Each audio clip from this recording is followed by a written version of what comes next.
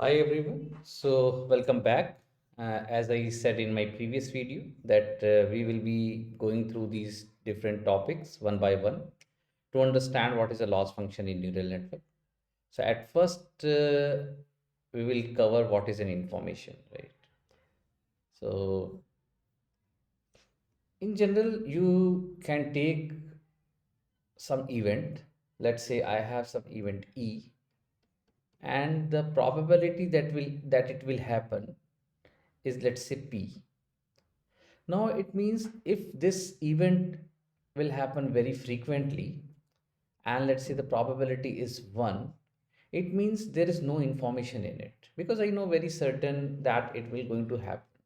Let's say if I tell somebody that the sun will rise tomorrow in the east, so there is no big information in it, and there will be no surprising factor.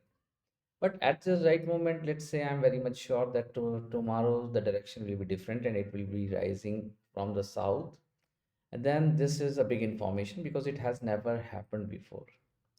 So just to quantify this intuitive idea, that if I have very less probability for some event, then the information should be bigger in that. And if there is a probability of happening of any event is big, very large, then there should be very small information. Somewhere it is like inversely related. So if there is a large probability equals to 1, then information is almost 0. And if it is probability is 0 of some event, then the information will be somewhere like infinite. So just to quantify it, people or some expert or some father of information theory has come up uh, a function that is like log, and it has used the guy has used this function log p to quantify an equation. So if you see the graph of log, it is like this. It is an asymptote on 0 somewhere to this axis, and it is cutting. It is, so this y-axis is log, and here log of p, and on x-axis this is p, right?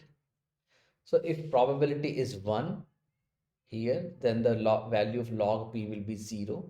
And if we go towards the left, right, then the probability log of p will be somewhere tending to negative infinity. Because we want to quantify information in some positive sense, what we can do, we can take minus log of p. What this will do, this negative will just take the mirror image of this graph, and somewhere my graph will be look like this, right? It will be now asymptote towards positive infinity. So this is log of p,